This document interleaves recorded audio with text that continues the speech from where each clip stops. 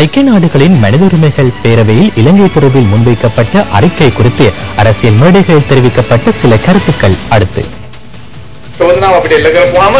குற்றச்சாட்டு முன்வைக்கப்பட்ட வேளையில் இதற்கு பதில் வழங்காமல் ஐக்கிய நாடுகள் சபை எவ்வாறு மீது குற்றச்சாட்ட முடியும் என பேசிக் கொண்டிருந்தனர். தவறு ஏனும் மஹிந்த ராஜபக்ச இருந்திருந்தால் அவரின் பெயரை குறிப்பிட்டு அந்த அறிக்கையை தயாரித்திருப்பார். மிகவும் பாரதூரமான பிரேரணை ஒன்றை கொண்டு வருவதற்கான சந்தர்ப்பம் இருந்தது. இன்று அந்த நிலைமை தவிர்க்கப்பட்டுள்ளது. கலப்பு திட்டம் ஒன்றை நடைமுறைப்படுத்துமாறு தற்போது நமக்கு கூறப்பட்டுள்ளது. நாம் அதற்கு விருப்பமில்லை.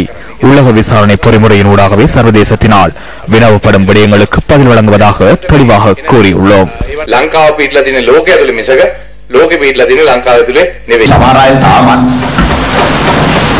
மனித உரிமையை தூக்கி வீசிவிடுமாறு சிலர் தொடர்ந்தும் கூட்டங்களில் கூறி வருகின்றனர். அதனை கூற முடியும். இவர்கள் தொடர்ந்தும் நாட்டு மக்களை ஏமாற்ற முயல்வதாக சர்வதேசத்திற்கு சென்று கூற முடியாது. எமக்கு விடுக்கப்படும் சவால்களை வெற்றி கொள்வதை தவிர முடியாத விடயங்களை கிராம மக்களுக்கு கூறி குழப்புவது அரசியல்வாதிகளின் கடமை அல்ல. மனித உரிமை விவகாரங்களை தூக்கி வீசியமையின் காரணமாகவே கடந்த காலங்களில் பல்வேறு இடையூறுகள் ஏற்பட்டன. தற்போது நாம் அவற்றை படிப்படியாக இலகுபடுத்தி வருகின்றோம். எமக்கு உலகில் தனியாக வாழ முடியாது. சர்வதேசத்துடன் இணைந்தே நாம் செயற்பட வேண்டும். අපි ජාත්‍යන්තරත් එක්ක සම්බන්ධව ජීවත් වෙන්න ඕන.